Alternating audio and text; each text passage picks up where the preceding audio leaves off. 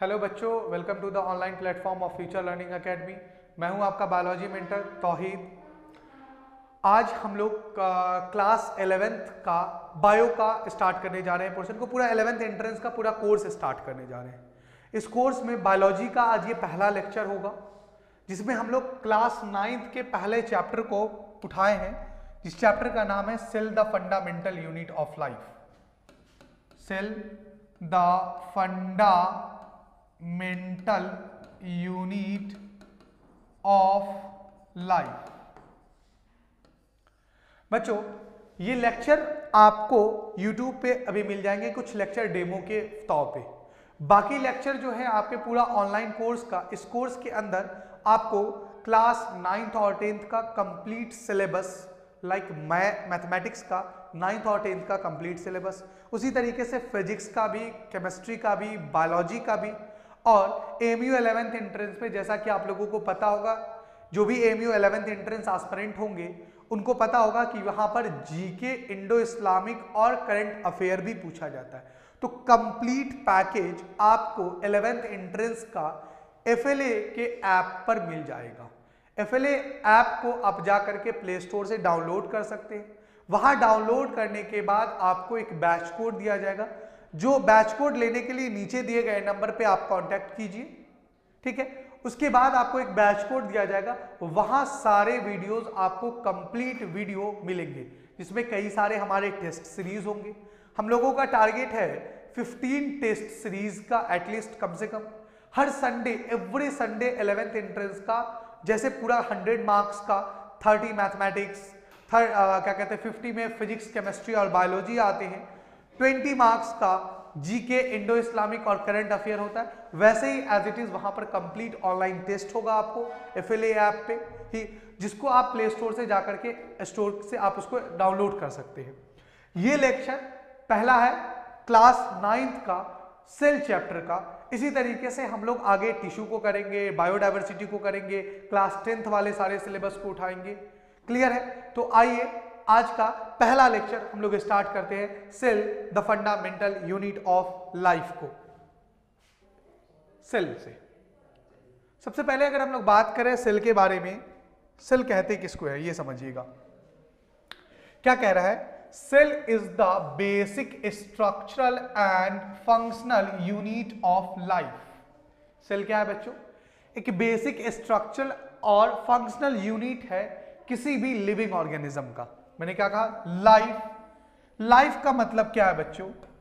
कि जितने भी लिविंग ऑर्गेनिज्म होंगे जिसके अंदर लाइफ होगा, उनके अंदर सबसे छोटी स्ट्रक्चरल वाइज कह लीजिए, यानी बनावट के आधार पे कह लीजिए, या फंक्शनल, उसके वर्क प्रोसेसिंग पे बात कर लीजिए, काम करने के आधार पे कह लीजिए, जो सबसे छोटी यूनिट होगी, that unit is called as cell. आपके सामने ये एक डायग्राम दिख रहा होगा सेल का। सबसे पहले अगर हम बात करें कि सेल को सबसे पहली बार 1665 में डेट आया था बेटा, क्या चीज? 1665 में साइंटिस्ट थे रॉबर्ट हुक। साइंटिस्ट का नाम क्या था बच्चों? Robert Hooke. रॉबर्ट हुक साहब ने सबसे पहली बार 1665 में सेल को डिस्कवर किया था। क्लियर है? एक्चुअली में अगर आपको थोड़ी इसके डिटेल के बारे में बताऊं तो the word cell is drive from Latin word. जो वर्ड सेल लिया गया है वो कहां से लिया गया है बच्चों? एक लैटिन वर्ड से लिया गया है। कहां से लिया गया है बच्चों? एक लैटिन वर्ड सेलुला से लिया गया है। किससे लिया गया बेटा? The word cell is derived from Latin word cellula, which means a hollow room or a short compartment or a hexagonal structure. देखिए, सबसे पहली बार जब रॉबर्ट हुक साहब ने सेल को एब्जॉर्ब किया, देखा, तो उन्हें कुछ इस तरीके का, ये देख रहे हैं आप लोग, हेक्सागोनल स्ट्रक्चर दिखाई दिया। मतलब अगर मैं बात करूं लाइक बिल्कुल इस तरीके से कि सबसे पहली बार जब रॉबर्ट हुक साहब ने सेल को देखा, सबसे पहली बार जब रॉबर्ट हुक साहब ने सेल को देखा तो उन्हें कुछ इस तरीके का स्ट्रक्चर दिखाई दिया। सबसे पहले जब रॉबर्ट हुक साहब ने सेल को देखा बच्चों तो उन्हें कुछ इस तरीके का स्ट्रक्चर दिखाई दिया। क्लियर है? जो कि आपके सामने वहां उस डायग्राम में भी प्रेजेंट था। अब इस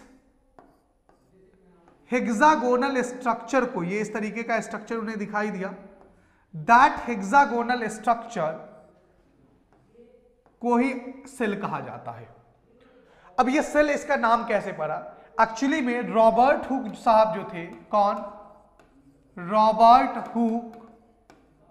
रॉबर्ट हुक साहब डच के रहने वाले थे, जहां पर लैटिन लैंग्वेज यूज किया जाता है। कौन सा लैंग्वेज यूज किया जाता है? Latin language. और इस लैटिन लैंग्वेज में एक वर्ड है सेलुला, CELLULA, सेलुला। सेलुला का मतलब ही होता है कि छोटा छोटा कंपार्टमेंट्स कह लीजिए, या आप कह लीजिए शॉर्ट कंपार्टमेंट कह लीजिए इसको, या आप इसको कह लीजिए बेटा हेक्सागोनल स्ट्रक्चर। क्लियर है? तो उसी से सेलुला से इन्होंने उला हटा करके इसका नाम क्या रखा बेटा? सेल रखा। तो पहला पॉइंट क्या क्लियर हुआ आपका? The word cell is derived from Latin word which means, जिसका क्या मतलब है? Cellula, which means a short compartment और अ हेक्सागोनल स्ट्रक्चर और अ हनीकम्ब लाइक स्ट्रक्चर भी किसी किसी बुक में देखने को मिलेगा। तो देखेंगे आप, अगर कभी आपने हनी का, मधुमक्खी का अगर छत्ते को देखा होगा, उसके कॉम को, तो वो उस तरीके का कुछ हेक्सागोनल स्ट्रक्चर आपको देखने के लिए मिलेगा। तो that hexagonal structure is called as, उसी को नाम उन्होंने क्या रखा बेटा? सेलुला से लिया गया और इसका नाम रखा सेल। क्लियर है पॉइंट? पहली चीज। अच्छा, अब सवाल ये उठता है कि रॉबर्ट हुक साहब ने जो सेल को डिस्कवर किया था, वो सेल आखिर था कैसा?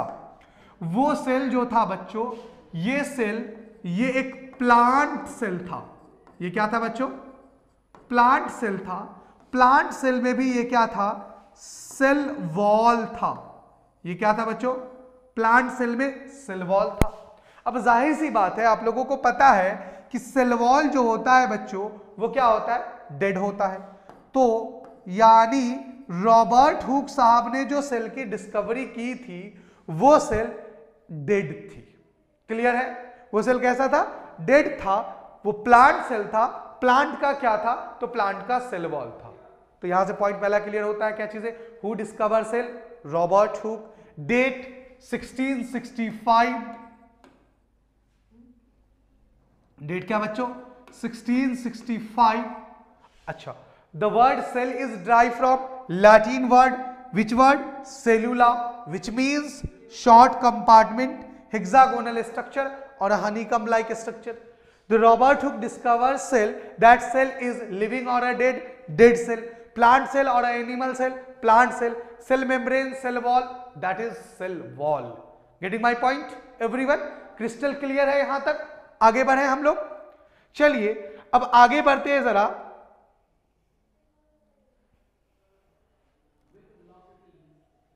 ये कहां चले आए हम लोग?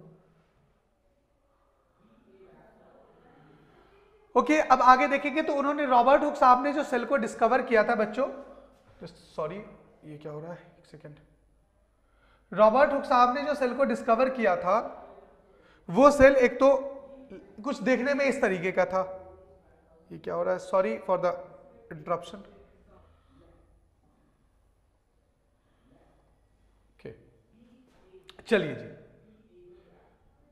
अब बात करते हैं यहां पर से सेल हिस्ट्री से। जो चीज अभी हमने बताई आपको, वही चीजें यहां पर एक्सप्लेन हमने लिख भी दिया आपके लिए notes. The word cell is derived from Latin word cellula, which means a little room और अ हॉलो स्पेस, या आप कह सकते हैं इसको बेटा क्या? Hexagonal structure. Clear? In 1665 an English scientist Robert Hooke, date क्या याद रखिएगा 1665, कई बार पूछा जा चुका है एमयू 11th एंट्रेंस में, discovered first time plant cell. Plant cell में किस चीजों को बच्चों याद रखिएगा, सेल वॉल को डिस्कवर किया था। सेल वॉल को क्या क्या डिस्कवर किया। क्लियर है point? Robert Hooke was also known as father of cytology. अब फादर ऑफ साइटोलॉजी क्या होता है बच्चों? देखिए, study about cell is called as, क्या कहेंगे इसे हम लोग? साइटोलॉजी कहेंगे। Study about cell is called as cytology. यह भी सवाल आपका एमयू 11th एंट्रेंस में आ चुका है कि who known as father of cytology. तो who known as father of cytology? Robert Hooke. Why? Because he discover first time cell. सबसे पहली बार सेल को डिस्कवर करने वाले कौन साइंटिस्ट थे बेटा? रॉबर्ट हुक साहब थे। इसीलिए उनको क्या कहा जाता है? फादर ऑफ साइटोलॉजी कहा जाता है। देखिए वही बात यहां पर लिख दी गया कि study about the cell is known as cytology. Getting my point? Now अब रॉबर्ट हुक साहब ने जितनी भी चीजें एब्जॉर्ब की थी अपने ड्यूरिंग द एक्सपेरिमेंट, उन सबको एक बुक के मीडियम में लिख डाला। क्लियर? तो वही लिखा है, इन 1665 Robert Hooke publish his book. इन्होंने एक अपनी किताब को पब्लिश की। किसके बारे में? अबाउट हिज वर्क, अपने काम के बारे में, अपने एक्सपेरिमेंट के बारे में। एंड बुक का नाम क्या था? माइक्रोग्राफिया। याद रखिएगा। And the book name, book का जो नेम था बच्चों वो क्या था? माइक्रोग्राफिया। क्या नाम था? माइक्रोग्राफिया। ये माइक्रोग्राफिया बुक जो है बच्चों, माइक्रोग्राफिया को 1665 में ही लंदन में क्या किया गया बच्चों? पब्लिश किया। Robert Hooke wrote a book about his work. The book name is Micrographia, which is published in London. जो कि पब्लिश कहां हुआ बेटा? लंदन में। डेट क्या था? 1665, उसी ईयर में। जो भी चीजें उन्होंने सेल के बारे में ऑब्जर्व की वो सारे को एक बुक के फॉर्म में लिखा और उसको क्या कर दिया गया? पब्लिश किया गया लंदन में ही 1665 में। क्लियर है यहां तक सारे पॉइंट्स? ओके, अब एक चीज यहां पर क्लियर कीजिए। हमने आपको बताया कि रॉबर्ट हुक साहब ने जो सेल को डिस्कवर किया था वो सेल कैसा था? डेड था। तो भाई अब सवाल ये पूछा जाता है कि who discover first time living cell? तो साइंटिस्ट आए 1674 में।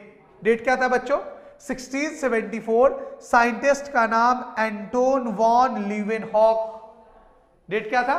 1674। Anton von Leeuwenhoek discover first time living cell inside the pond water.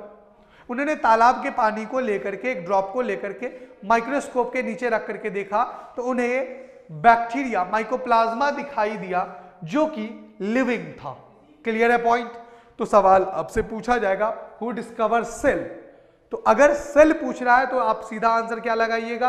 Robert Hooke. लेकिन अगर सवाल ये पूछा जा रहा है who discover living cell, then your answer is Anton von Leeuwenhoek. Date याद रखिएगा, मेंशन 1674। सिर्फ सेल का डेट क्या है? 1665। लिविंग सेल का डेट क्या है? 1674। क्लियर? साइंटिस्ट 1665 में रॉबर्ट हुक और 1678 में एंटोन वॉन लीवेनहॉक। दोनों साइंटिस्ट का, दोनों से सवाल आ चुके हैं। इसलिए आप पूरे अभी आज की जो क्लास है सेल हिस्ट्री की, ये सेल हिस्ट्री की क्लास जो है इसमें से 110% 1 से 2 सवाल आने हैं, एवरी ईयर आते हैं आपके। तो इसीलिए इस क्लास को, डेट को, साइंटिस्ट को बड़े सीरियस तरीके से लीजिएगा आप लोग। ओके, अब उसके बाद बात करते हैं सेम साइंटिस्ट 1678 में, same scientist Anton von Leeuwenhoek साहब ने ही डिस्कवर किया था ह्यूमन स्पर्म सेल को, साथ ही साथ यहां पर बटरफ्लाई स्पर्म सेल को भी इन्होंने ही डिस्कवर किया था और रैबिट स्पर्म सेल को भी इन्होंने ही डिस्कवर किया था। क्लियर है पॉइंट? समझ में आ गई बातें? कोई दिक्कत, कोई सवाल यहां तक? Any doubt? चलिए अब उसके बाद बात करते हैं यहां पर Anton von Leeuwenhoek known as father of bacteriology. नहीं बेटा, ये स्टेटमेंट यहां पर ये कैसे गलत है, ये स्टेटमेंट नहीं, यहां पर एंटोन वॉन ल्यूवेनहॉक नहीं आएगा, लुइस पास्चर आएगा। लुइस पास्चर जो है वो क्या कहलाते हैं बेटा? फादर ऑफ बैक्टीरियोलॉजी कहलाते हैं। अच्छा, बैक्टीरियोलॉजी किसको कहेंगे? याद रखिएगा, स्टडी अबाउट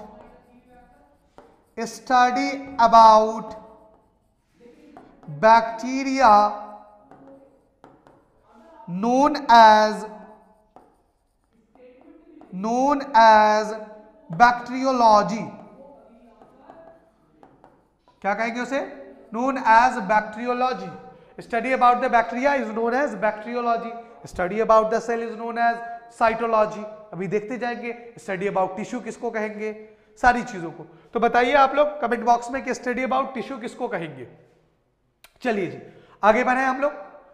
आप लोग चाहे तो इसका स्क्रीनशॉट ले लीजिए, मैं साइड हो जाता हूं। क्लियर है?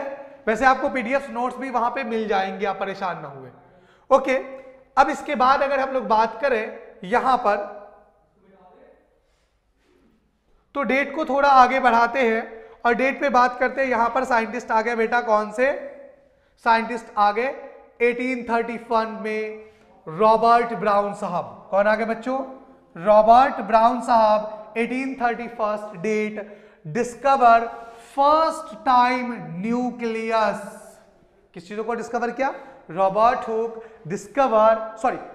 Brown, don't be confuse, Robert Brown in 1831 discover first time nucleus inside the plant cell. Plant cell के अंदर सबसे पहली बार रॉबर्ट हुक साहब ने न्यूक्लियस को डिस्कवर किया था।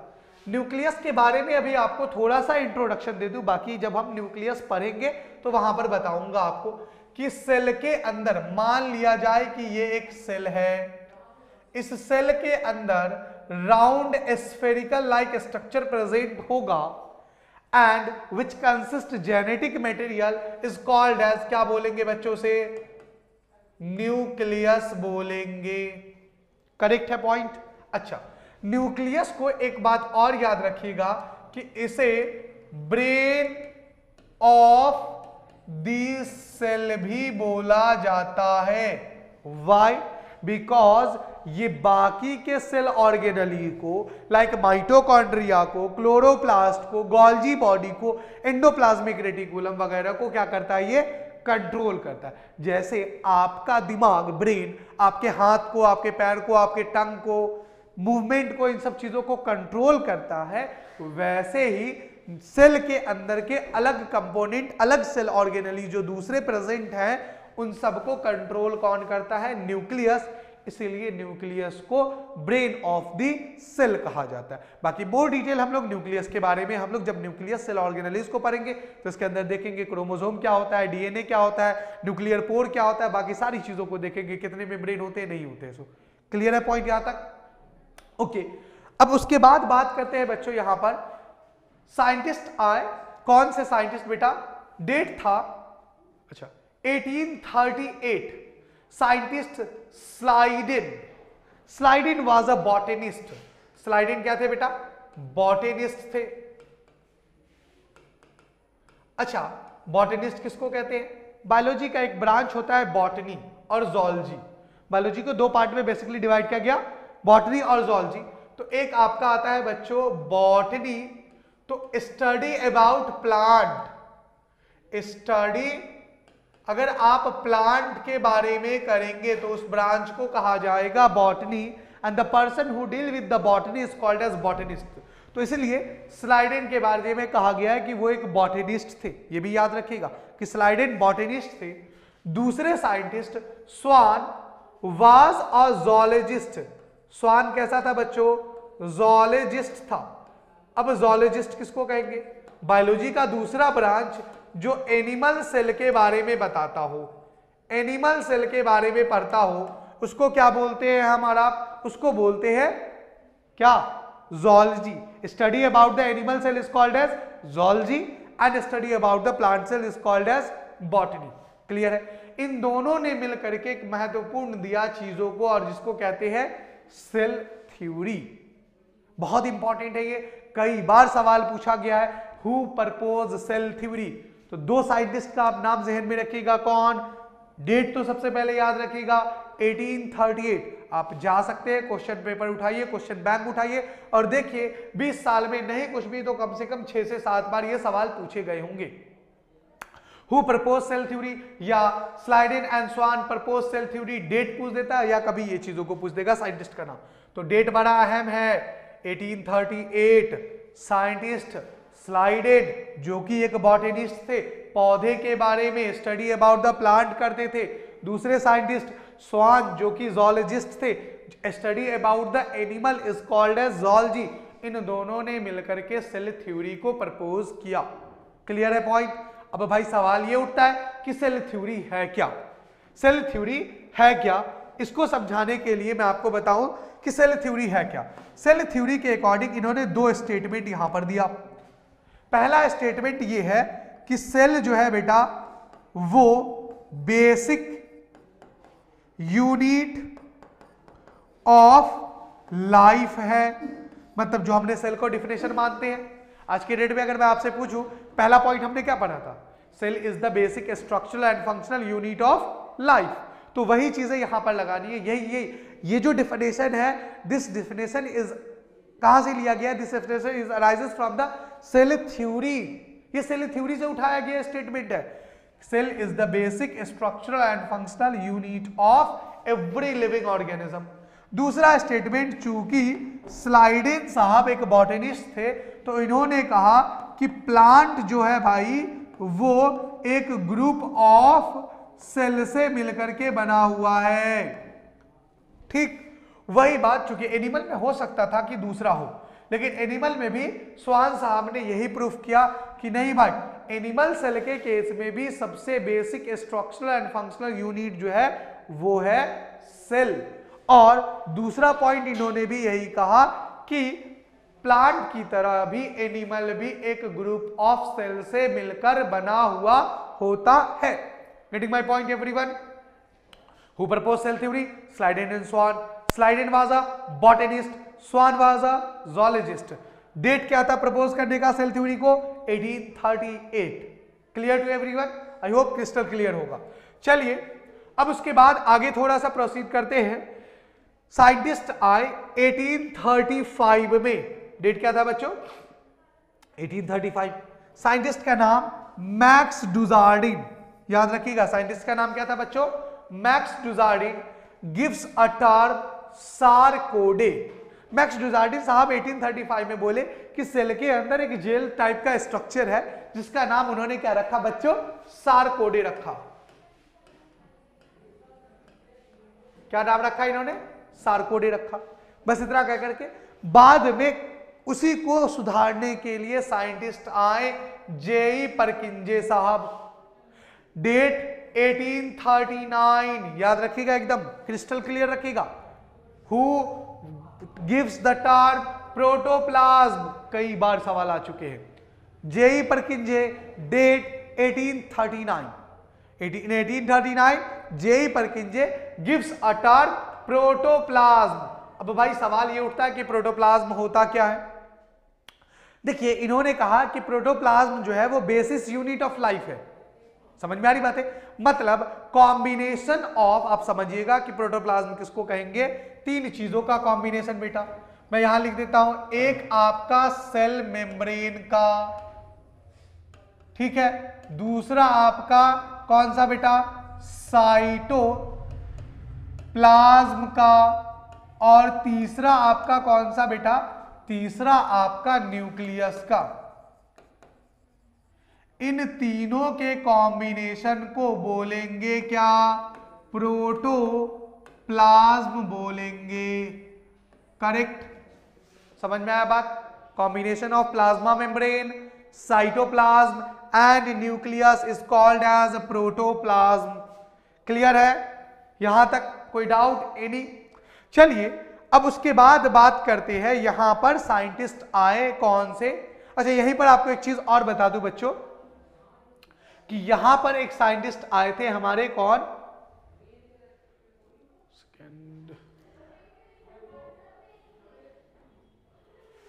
यहीं पर अगर हम बात करें तो एक साइंटिस्ट आपके आए 1835 में, थोड़ा आगे है वो पीपीटी में, 1855 में, चूंकि सेल थ्योरी की बात अभी हुई थी तो इन्होंने 1855 में, साइंटिस्ट का नाम था are Virchow.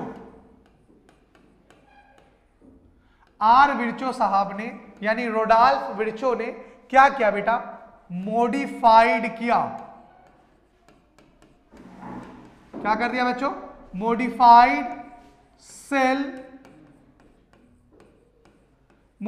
The cell theory. क्या किया इन्होंने? मॉडिफाइड किया किस चीजों को? सेल थ्योरी को। मतलब जिसको सेल थ्योरी को प्रपोज किसने किया था? स्लाइडेन एंड स्वान ने। तो उसको इन्होंने क्या किया? मॉडिफाइड किया और कहा, क्या कहा भाई? देख लीजिए, omni cellula e cellula.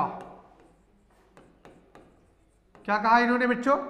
Omnis cellula e cellula. क्या कहा इन्होंने? Omnis cellula e cellula. What is the meaning of omnis cellula e cellula? It is a Latin word. It is a Latin word. ये कैसा word है बेटा? Latin word है, जिसका मतलब ये होता है every new cell are arise from pre existing cell. हर नई सेल अपने पुराने सेल के टूटने के बाद बनती है। Getting my point?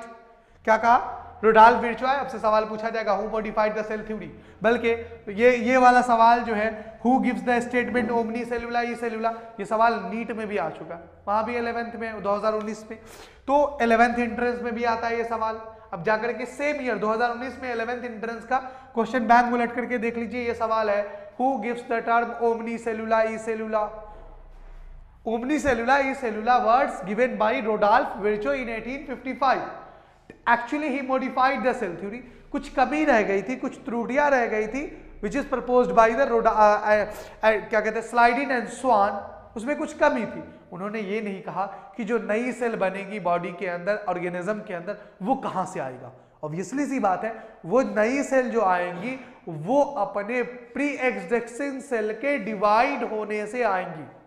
Every new cells it arise from pre existing cell. हर नई सेल अपने पुराने सेल के टूटने के बाद बनेगी। क्लियर है पॉइंट?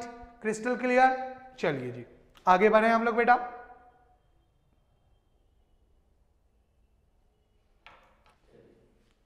ओके बच्चों, उतार लिया इसको। अब बात करते हैं, हम लोगों ने मॉडिफिकेशन ऑफ सेल थ्योरी तक देख लिया, आप लोगों ने जेई प्रुकिंजे साहब को देख लिया, मैक्स डुजार्डिन साहब को देख लिया। अब बात करते हैं किन चीजों की, कि जो आपका ओके ठीक है ना। अब एक साइंटिस्ट आए बच्चों 1855 में, साइंटिस्ट का नाम है नैगली एंड क्रैमर, याद रहेगा। Gives the term cell membrane. तो कहेगा सर ये सेल मेम्ब्रेन क्या होता है? एवरी सेल, फॉर एग्जांपल कि ये एक सेल है, तो ये सेल अपने चारों तरफ से एक मेम्ब्रेन से क्या होगा? घिरा हुआ होगा। समझ में आ रही बातें? Every cell is bounded with a membrane. That membrane is called as cell membrane. Clear? अच्छा, एक सवाल और। अभी वैसे हम लोग सेल मेम्ब्रेन पूरा पढ़ेंगे, फ्लूइड, मोज़ाइक, मॉडल, सारी चीजों को, लेकिन अभी एक चीज याद रखिएगा, सेल मेम्ब्रेन नेचर में सिलेक्टिव परमिएबल होता है। ये भी सवाल आपका एमयू 11th एंट्रेंस में पूछा गया है कि सेल मेम्ब्रेन इन नेचर, तो सेल मेम्ब्रेन नेचर में कैसा होगा? सिलेक्टिव परमिएबल होगा। मतलब अगर सेल के अंदर कोई पैथोजन अगर इंटर करना चाहेगा तो सेल मेम्ब्रेन पहले उसे सिलेक्ट करेगा, सिलेक्ट करने के बाद सेल के अंदर एंट्री अगर फायदेमंद होगा तो वो इंटर करने देगा, अगर हार्मफुल होगा तो उसे रोकने की कोशिश करेगा। तो cell membrane, every cell is bounded with a membrane is called as cell membrane, या इसी को बोलते हैं बच्चों प्लाज्मा मेम्ब्रेन भी बोलते हैं। करेक्ट है पॉइंट, इसे क्या बोलते हैं सेल मेम्ब्रेन, या इसी को क्या बोलते हैं बेटा प्लाज्मा मेम्ब्रेन, या कहीं कहीं पर इसे ही बोलते हैं प्लाज्मोलेमा। ओके, क्लियर है पॉइंट। तो सेल मेम्ब्रेन को सबसे पहली बार देखने वाले 1855 में साइंटिस्ट थे नेगली एंड क्रैमर, जिन्होंने सेल वर्ड को सेल मेम्ब्रेन को दिया था। क्लियर है। Now coming to the next point, in 1865, date क्या था बच्चों 1865, साइंटिस्ट का नाम ई हैकेल बोले तो एस्टॉन हैकेल डिस्कवर्ड प्लास्टिड। अब ये प्लास्टिड क्या है भाई, अगर प्लास्टिड की बात करें तो plastid is only found in plant cell.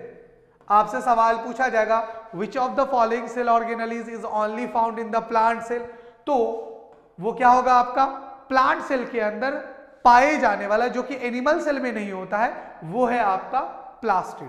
यह सवाल यह भी पूछा जाता है कि on the basis of which cell organelles behalf mainly divided into animal cell and plant cell. तो बेसिक डिफरेंस जो है वो दो है, एक कि प्लांट सेल के पास क्या होता है प्लास्टिड होता है, दूसरा एक और डिफरेंस है वो है बच्चों सेल वॉल का, वो है बच्चों किस चीज का सेल वॉल का। प्लांट सेल में सेल वॉल भी प्रेजेंट होता है, मतलब प्लाज्मा मेम्ब्रेन के ऊपर एक और टफ लेयर प्रेजेंट होती है जिसको बोलेंगे cell wall. Correct, animal cell में नहीं होगा। अच्छा, प्लांट सेल में सेल वॉल प्रेजेंट होगा, एनिमल सेल में नहीं होगा। प्लांट सेल में प्लास्टिड प्रेजेंट होगा, लेकिन एनिमल सेल में क्या होगा बच्चों वो प्रेजेंट नहीं होगा। अच्छा, इस पे और हम लोग डिस्कस करेंगे कि प्लास्टिड को भी पिगमेंट के बेसिस पर क्रोमोप्लास्ट, ल्यूकोप्लास्ट और क्लोरोप्लास्ट में डिवाइड किया गया। तो यहां पर उसके बारे में थोड़ा सा देख लेते हैं कि एक साइंटिस्ट थे AFW अल्फ्रेड शिम्पर साहब, 1885 में इन्होंने टर्म क्लोरोप्लास्ट को दिया। किसको दिया बच्चों क्लोरोप्लास्ट टर्म दिया। क्लोरोप्लास्ट को बोला जाता है बच्चों क्या ग्रीन पिगमेंट बोला जाता है, ये भी याद रखिएगा क्लोरोप्लास्ट को क्या बोला जाता है ग्रीन पिगमेंट, क्योंकि यह पौधे के पत्तियों को प्लांट्स के लीव्स को क्या करता है ग्रीन कलर प्रोवाइड कराता है। क्लियर, डिटेल पढ़ेंगे क्यों होता है कैसे होता है, प्लास्टिड के अंदर क्लोरोप्लास्ट के स्ट्रक्चर को पढ़ेंगे, थैलाकोइड क्या होता है, ग्रैनम क्या होता है, एवरीथिंग डिटेल में पढ़ेंगे। अभी बस हम आपको सेल हिस्ट्री पढ़ा रहे हैं। क्लियर है। उसके बाद अगर हम लोग बात करें यहां पर कि इस पॉइंट्स को अभी रहने दीजिएगा, ये जो मेनके वाला पॉइंट है कि मेनके डिस्कवर थैलाकोइड इन 1962, ये थैलाकोइड मुझे क्लोरोप्लास्ट के अंदर जब मैं समझाऊंगा तो वहां पर डिस्कस करूंगा।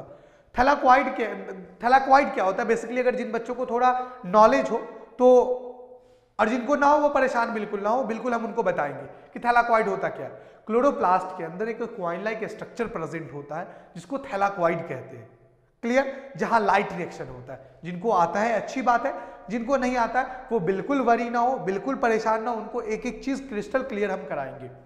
तो नेक्स्ट पॉइंट पे आते हैं। इन 1880 में साइंटिस्ट थे ए कॉलिकर साहब, जिन्होंने माइटोकॉन्ड्रिया को डिस्कवर किया। अब भाई माइटोकॉन्ड्रिया को आप जानते हैं क्या बोला जाता है बच्चों, पावर हाउस बोला जाता है ऑफ द सेल। अच्छा भाई क्यों कहते हैं क्या कहते हैं, जब माइटोकॉन्ड्रिया सेल ऑर्गेनेलिज पढ़ेंगे तो वहां पर डिटेल करेंगे, अभी सिर्फ हम सेल हिस्ट्री देख रहे हैं।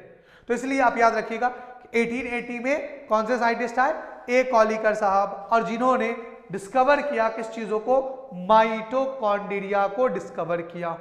क्लियर है पॉइंट।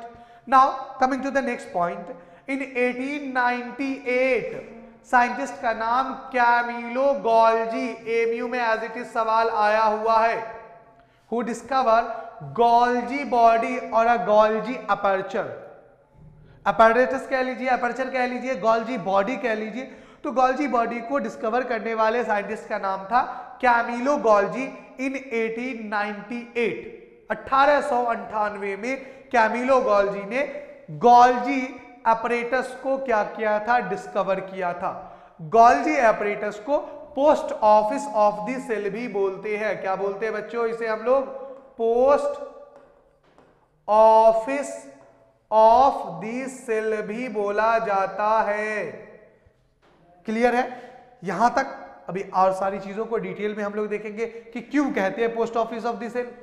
माइटोकॉन्ड्रिया को power house of the cell क्यों कहते हैं? जब हम सेल ऑर्गेनली पढ़ रहे होंगे माइटोकॉन्ड्रिया तो वहां पर डिस्कस करेंगे।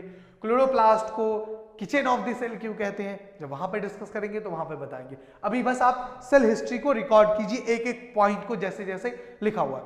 एक बात और, जैसे ये यहाँ पीपीटी मिला हुआ है वैसे ही एज इट इज पीपीटी आपको पीडीएफ मिल जाएगा, बट आप इस पे कायम ना रहें, आप अपना पर्सनल नोटबुक बनाएं। और खासतौर पे बायोलॉजी का एक अलग नोटबुक होना चाहिए। ये नहीं कि उसी के अंदर फिजिक्स भी, केमिस्ट्री भी, बायो भी, मैथ्स भी मिला दिया, नहीं। बायोलॉजी की एक अलग फ्रेश नोटबुक होनी चाहिए जिसमें ये सारे स्टेप बाय स्टेप करेंगे। हम सारी चीजों को, हर एक लेक्चर को, हम हर एक पॉइंट को एकदम डिटेल में देखते हुए जाएंगे। 11th एंट्रेंस के पैटर्न पे आपका ऐसा कोई भी टॉपिक नहीं है जो छोड़ के जाया जाएगा। क्लियर है यहां तक? चलिए जी आगे बढ़ते हैं।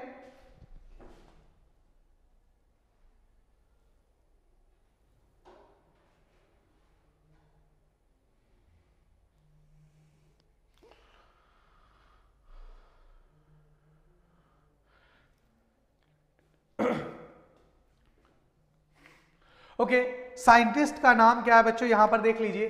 एक Claude in 1943 absorb ribosome, absorb ribosome in 1959 हैगडवी गिव्स द टर्म राइबोसोम। समझ में आया बात? एब्जॉर्ब करने वाले यानी देखने वाले साइंटिस्ट का नाम है क्लेडी, और 1959 में हैगड्यू ने मिल करके क्या दिया था, उसका टर्म दिया किसको? राइबोसोम को। राइबोसोम को आप लोगों को पता हो अगर तो इसे बोला जाता है बच्चों प्रोटीन फैक्ट्री। क्या बोला जाता है इसे बच्चों? प्रोटीन फैक्ट्री बोला जाता है। क्लियर है? अच्छा, नेक्स्ट साइंटिस्ट पे आते हैं बच्चों, नेक्स्ट सेल हिस्ट्री पे आते हैं। क्रिस्टियन ड्यूडुवे। कौन थे बेटा? क्रिस्टियन ड्यूडुवे डिस्कवर लाइसोसोम इन 1955। क्या साइंटिस्ट का नाम है बच्चों? क्रिस्टियन ड्यूडुवे। साइंटिस्ट लाइसोसोम को डिस्कवर किया 1955 में, और लाइसोसोम को बोला जाता है बच्चों सुसाइडल बैग।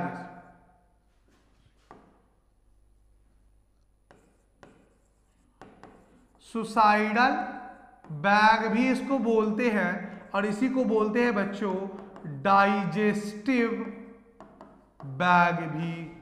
ये सब इसका दूसरा नाम है। पढ़ेंगे क्यों कहते हैं इसको सुसाइडल बैग, क्यों कहते हैं डाइजेस्टिव बैग। क्लियर है यहां तक? Now in 1888 Waldeyer gives the term chromosome. Waldeyer ने क्या वर्ड दिया बेटा? क्रोमोसोम वर्ड दिया। क्लियर है? नाउ वही चीजें जो आपको मैंने वहां पढ़ाई थी। In 1855 Rudolf Virchow was reformed the cell theory and said omnis cellula e cellula which means all new cell are arise from pre existing cell. इसको कर चुके हैं हम लोग कि रोडोल्फ विर्चो ने मॉडिफिकेशन किया सेल थ्योरी का और कहा कि हर एक नई सेल जो है बेटा वो पुराने सेल के डिवाइड होने से आती है। क्लियर है? Now come to the next point. In 1940 में, देखिए इसमें यहां डेट में वेरिएशन है। विकिपीडिया पे कुछ मिलेगा, किसी बुक में कुछ मिलेगा, किसी बुक में कुछ मिलेगा। हम मानेंगे एनसीईआरटी को ऑथेंटिक। तो एनसीईआरटी का डेट है इन 1940। एम नॉल एंड ई रुस्का, मैं कह रहा हूं डेट में यहां वेरिएशन मिलेगा, तो जो डेट हमने बताया एनसीईआरटी का वो डेट आप मानिएगा। Discover electron microscope. Electron microscope को इन्होंने क्या किया बच्चों? डिस्कवर किया। तो आपसे सवाल पूछा जाएगा who discover electron microscope? M Knoll and E Ruska, date 1940। Clear है पॉइंट? यहां तक में कोई सवाल, कोई डाउट हो तो चलिए जी। तो आज का ये लेक्चर यहीं तक रखते हैं। आज के इस लेक्चर में पूरा का पूरा हमने कंप्लीट सेल हिस्ट्री को देखा है। कल हम देखेंगे सेल टाइप कितने टाइप के होते हैं, सेल का फंक्शन क्या होता है, सेल वर्क कैसे करता है, सारे चीजों को देखेंगे। सेल ऑर्गेनेलीज के बारे में इन सब चीजों को धीरे धीरे डिस्कस करेंगे। तो कल के लेक्चर में आप लोग पढ़ के आइएगा सेल दो टाइप के होते हैं, प्रोकैरियोटिक, यूकैरियोटिक। सेल के बेसिस पर ऑर्गेनिज्म कितने टाइप के होते हैं, नंबर के बेसिस पर, यूनिसेलुलर, मल्टीसेलुलर। इसमें कुछ प्रोसेस के बारे में भी डिस्कस करेंगे, diffusion, osmosis, hypertonic solution, isotonic solution. इन सब चीजों को पढ़ के आइएगा और मेक श्योर आप वहां पर क्या चीजें कुछ जो है आप सेल ऑर्गेनेलीज लाइक माइटोकॉन्ड्रिया भी पढ़ के आइएगा। नेक्स्ट लेक्चर में उसको डिस्कस करेंगे। ठीक है, थैंक यू।